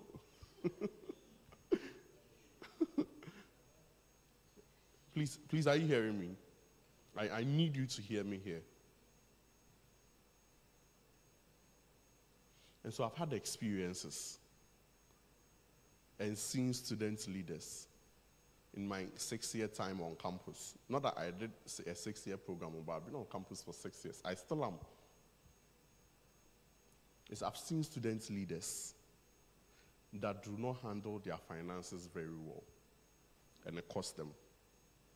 Yesterday, I spoke about juggling time and education and this thing you are doing. Today is money. Because once you come close to this amount of money, and then you begin to do, not that you are paid for it, but then extra monetary stuff begin to pass through your lenses. Right? Some of them will pass through your hands. Don't go ordering 3 packs of Sweet Mommy. Don't go ordering 2 packs of pies. Don't go ordering extra stuff. Save. Charlie, I bet shame when you call. You call him. Oh, let's go out. Let's meet here. Let's do this. Let's do that. Because in this life, whatever you do, you have to have skin in the game. Now you do have skin in the game. You are building on your soft skills. You are doing this, you are doing that. Tomorrow, when you want to start a venture or go on another campaign, your manager will ask you, how much do you have? You. How much? So the time when you started a campaign with nothing, and then people had to contribute, it's over. So for some of you, your experiences in campaigning, you had no budget down, no money for yourself down, and then your manager was like, okay, you have the skills, you look like a marketable candidate, you have a bit of aura, you can speak, you want to go for agenda. So come, we will give you money. Your next campaign will not go like that. Your next business will not go like that. There are thousands of you out there. So you will need to first begin. Begin by making sound financial advice. Giving yourself sound financial advice. Investing your money. There was a time in my life on campus, my first year and second year, when a lot of money used to come through my hands. A lot. I used to get a lot of money. No of our way back for Charlie, OJ. That's how I'll call you, take. I mean, if I pass through Accra and then for these programs, and then I have to come to the VIP station, I'll first pass 2 places. By the time I'm coming, I have like some 1,500. But then in all those 2 years, I never saw something tangible I did with my money. Because when you're in a certain position, so people come to you and they will ask you, I beg you, I am dying. So I learned something that even now I do. Now if you ask me for Momo, you won't get. No matter who you are.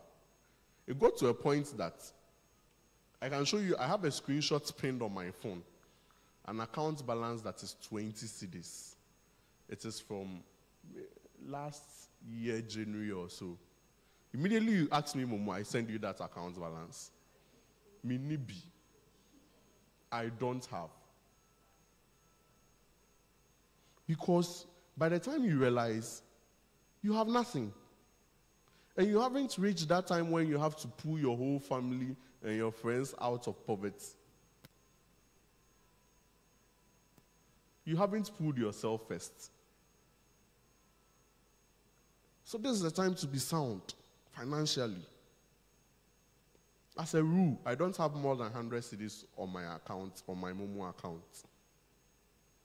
As a rule, I have a particular bank account that I have personally written a letter to them that if I ever come saying that I need to withdraw this money, make the withdrawal process last at least 3 weeks. So I know that if it's an emergency and I go, that I need to withdraw this amount, they will pull out my letter.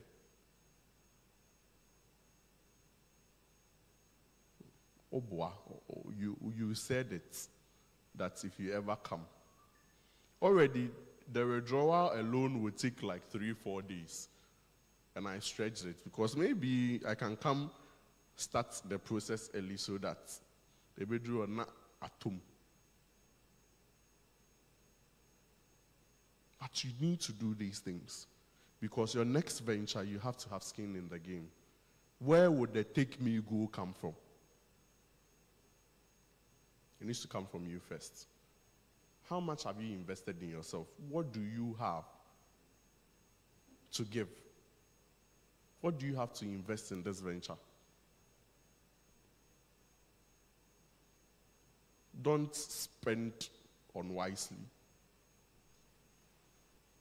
Don't go eating all the finest food in town because now you've seen money. No. Do your very best. Save.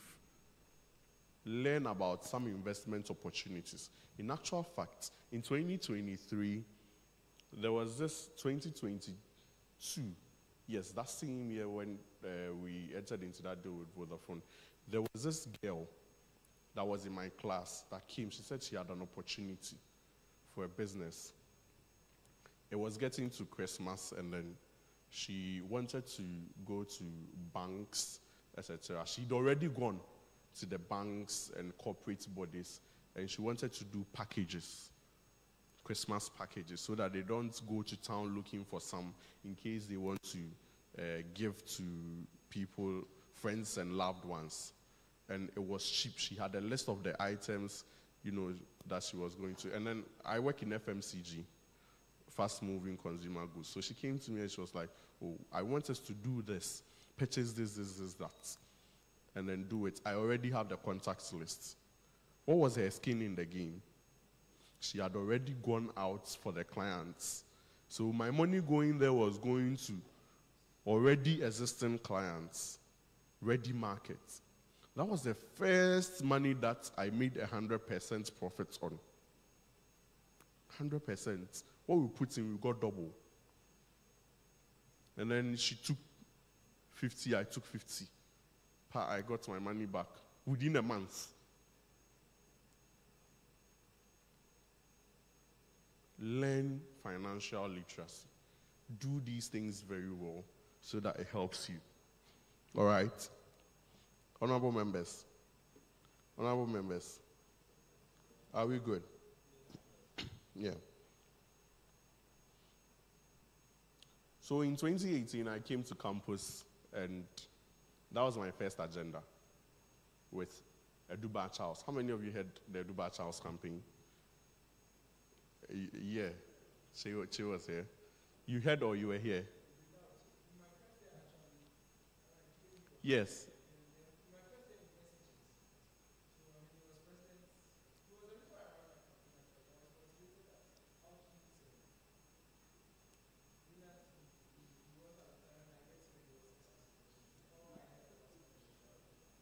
Yeah. In 2018. So that was my first campaign. I had met a friend, Yusuf. Yusuf was in my hostel. I never got a hall on campus, although I used to sleep a lot on campus because of that, my experiences with people. So slept in Konti for some time. I was originally assigned to Queens, but Charlie.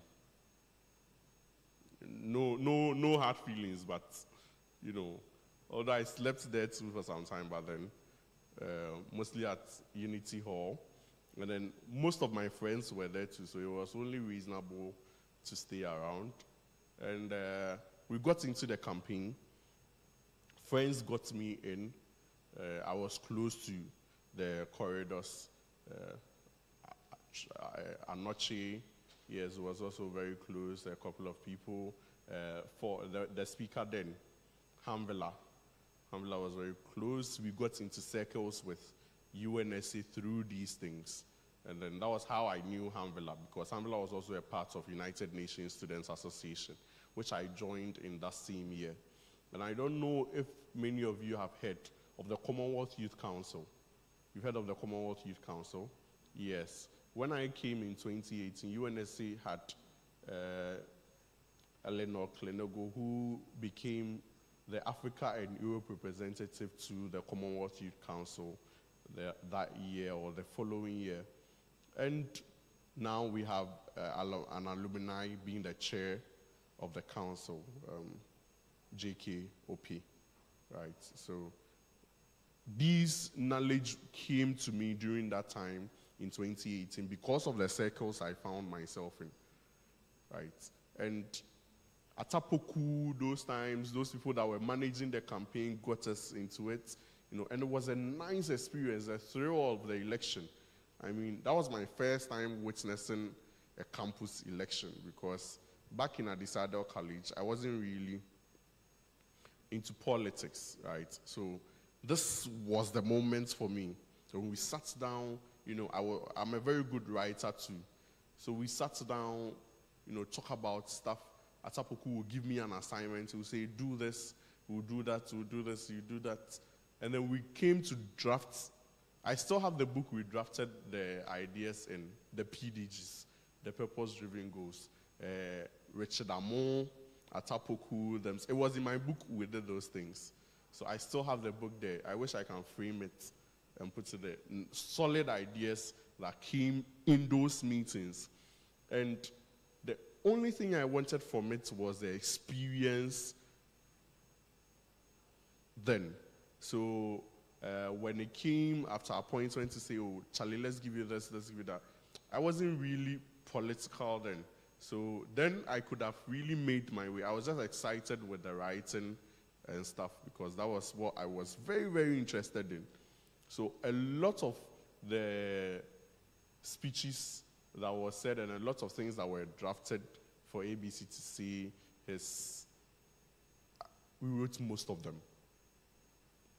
So that was the experience for me. And then when he won, Charlie, I was all over the place, you know, because of the contribution I had made for such a thing to happen. And I think that is how, for most of us in Agenda, it starts, right? You help someone win an election, this happens. But I didn't have the grand design of actually running an election for them at that time, because then writing was really, and media was really a big deal on campus. So then we used to have WhatsApp pages here. Someone could write one of those writings that you would hit read more for like 5 times. We used to have this writer, Kira Nanama Purple. Kira, I don't know where she is now, but she really inspired me. I met her once. I don't know if any of you heard the name. Kira Nanama Purple. She used to write one of those long write-ups. And then, I've tried remembering the name since morning. But then there was this other writer that would write and then say to my, at the end they would say something like to my, this, to Richard Amo, please, this, that. And it was so exciting because that article will give you a long chronological assessment of Kevin Src's administration. And I'm sure if Kevin Src reads that article on the page, they'll be like, hey, Charlie, they'll be hot. Because then everyone would read it, so no matter how long it was, everyone would read it. And it was serious stuff, serious stuff. I'm sure Anochi would tell you that maybe the only thing that came close to such stuff would be the HAPS write-ups of frequent times and memory. And those times, those articles on the WhatsApp pages were serious. Richard Amo was also one of those writers, Mr. Richard Amo. I don't know if you've met him in the political circles, right? He was also one of those writers at that time. Very, very good stuff. Great stuff. And so these people, when it comes to KUST and its politics and over the years and the decade, great stuff.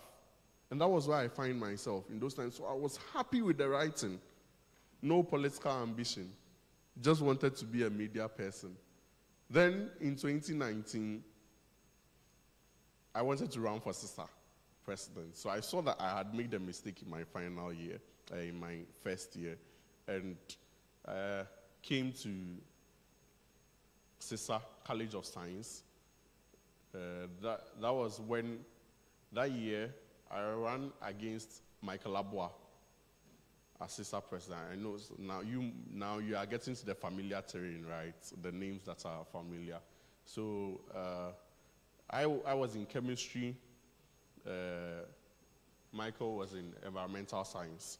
So the numbers really didn't favor my dynamics of the election, right? And in the end, he won. So there is this thing that has also become a problem over the years that I think Jabatib mentioned, the enmity and emotionalism that comes into our politics, you know, because we don't see eye to eye on something after elections, you don't even see the good in something that someone is doing, and then you want to attack them. I think, and I believe strongly that it also comes from the experiences that our godfathers and political gods have, you know, taking over the years and the entrenched positions they've found themselves. So immediately you are aligned with this particular caucus. The enmities with this caucus. And then it begins to seep down to our system even after elections. But then one of the most important things I have come to hate, and I told you yesterday, is that very thing. Because I don't think it helps us and our administrations at all, you know, whatever tenor. That is why even in Parliament, for the last couple of years, we've seen that emotional talk and stuff seep into our parliamentary process, right? And that is something we should look at, because I had one of the finest relationships with Michael. Although we didn't see eye to eye, we wrote a couple of articles even during his presidential tenure and stuff. But we are still very, very good friends that had all through those meandering our way through the politics of the day and system, we had very, very good relations, and that is important to keep and hold. When you meet yourself and then you want to, stand on the neck of the person, laugh here and there, but still let that respect and stuff be there, that you respect the person for the position he is in, and give that accordance in that order, right? So different divides. In the end, he won. So, okay. I joined Youth Leadership Parliament outside of KUST. And solid band. I don't know if any of you have heard of Youth Leadership Parliament. Now partnered by the European Union to do a lot of stuff for young people. And so it is one of those avenues that also gives you a lot of stuff. We run reality shows on Ghana's youth president that I ran at the time. I remember being a young person then. I ran with Telfa. Telfa then was also a former Speaker of Parliament. He was one of the people that was part of that production in the early stages, right? And it was tough to compete with such minds because they had a lot of exposure and were way up there. You were just a beginner in this. But I found my feet. I still remember my first recorded video then because, like I said, all the times that we went out, we really didn't speak. We acted like we were speaking. So when, in our partnership with Media 7, Dr. Miney, the CEO of Media 7, will tell you that I'm putting a camera worth $30,000 on you, not for you to come and say nonsense. And you take the microphone and then you would be hearing the shiver in your voice and your inability to make a point sail through. And it took a lot of work and practice. But if today I'm able to hold a microphone on any day, on any subject to talk about it, it is because of that experience in Youth Leadership Parliament. So this thing you are doing is not a trial run. It is it. And Youth Leadership Parliament helped me do those things very, very, very well. I was majority leader 2 consecutive times. After the program in 2019, 2020, 2021, 2022, I was still with the Parliament. But then those things were run simultaneously because in 2020, when Master Samuel Src was president, it went on to 2021, that academic year, when we ran for SRC as vice president to DSK Akwa Jr. Anyone of you familiar with that election? Apart from Mr. Speaker? You've heard about it, yes. Next to ABC's agenda, that would have been the agenda to see, right, and to witness. I don't think there's been any other election after that election that had that kind of intensity and dynamics. Special. It was so thrilling that the ex-Michael Abwa and Jude Sabuti, right, Jude Sabuti, great minds and people. And the election had a lot of dynamics. So that year, it was really, really political. It was also one of the things that could make the divide of people and their personalities and so on. But that was something that we sailed through and did really well. It had its own ups and downs, but yes, like every election, we pulled through. Then came the other year, because that same year, like I told you the other time how it hurt me, I couldn't, if you would recall, or if it comes to mind, that election went to court and stretched over a period of time, even during our exams. So I was late for a couple of exams and failed those papers. So I had to repeat that year again. And that was in 2022 when I was asking myself, what am I going to do with the year personally and what to do? And then I did Telecel, and then I met Spank. He was also an opponent the previous year. And I told him, hey, I have a year on campus. I have nothing else to do. I can't run the election myself. I don't want to because of my experience. And then out of the lot, student leaders and make effective change. But we don't really make advantage and take notice of those things because we don't know. And it goes on to help, to hurt us a lot of the times. And if maybe then I had a committee to prompt me in that regard, we could have done better. But there were highs and lows of that moment, and all those things has brought us where we are today, helped us shape the decisions and all. But the main takeaways in all those things are the things that I initially shared with you. Your identity as a person, your financial literacy as a leader. Because where people were ordering food for their campaign team, we were cooking. So there was the kind of bond that you won't find anywhere else but in our team. We were cooking and eating every single day. There was someone assigned to that. Why should we spend the hand? We will cook and there will be abundance with very, very little. Right? All those things were parts that we learned through that process. And so take all those things serious, and then let's see this 16th Parliament become the very, very best of what it can be, as we all hope and have big dreams and aspirations for you.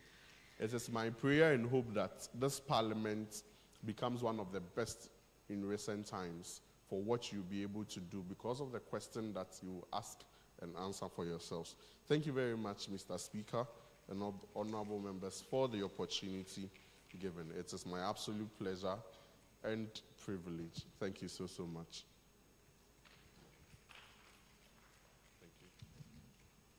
Thank you, Honorable Amanke.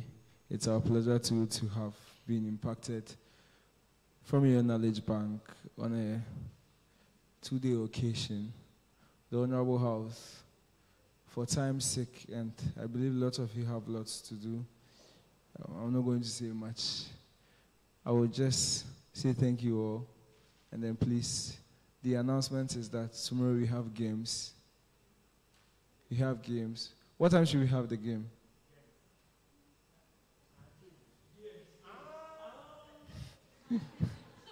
What time should we have the games? The games.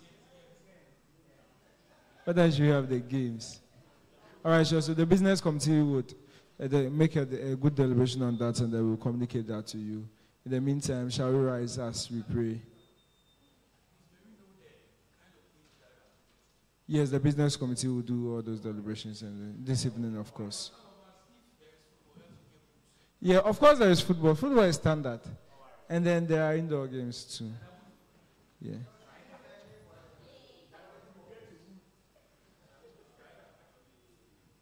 Thank you. Please, you are praying. Thank you, sweet Jesus.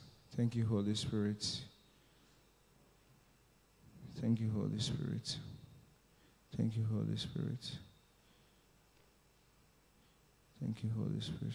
Rashandra Kadi, Risanda Makadi, Arisanda Kadi, Risanda Ka, Rishanda Makadi, Arisanda, Rikanda, Rianda Masunda, Rakadi, Risanda Masunda, Rakanda, Rianda Rakadi, Rishanda Makanda, Rasanda Makadi, Rikanda, Risanda Makandi, Rishanda Makadi.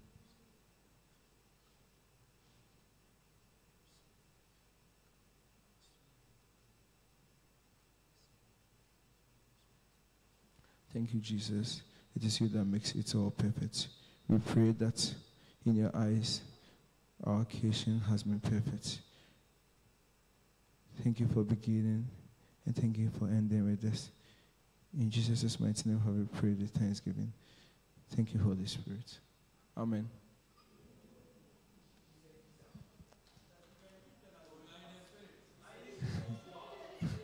So God will let tomorrow. Please, the supper is around, so you take your supper. And then tomorrow when you are coming, please eat, because there will be supper only. There is no breakfast, there is no lunch. Support only. So please, that's all. Please, we will take pictures with the guest speakers. So I think Master Jabata will do his first. Those that want one-on-one pictures.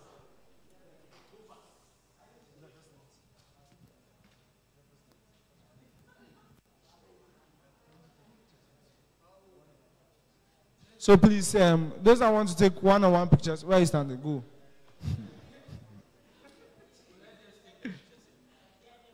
So you don't want one-on-one pictures. Me, I want one-on-one pictures. So please let me take my. Yeah, the pictures is what you are doing. So the one-on-one pictures with Honorable Jabate.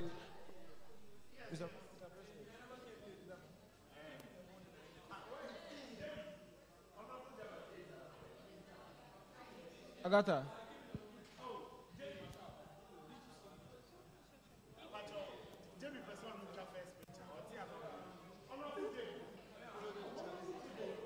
Please do the one-on-one pictures, and then we take the group pictures. I'm calling the other guest speakers around. So you, after the photograph, you can go for your food. We've closed. So please, the one-on-one pictures and the group.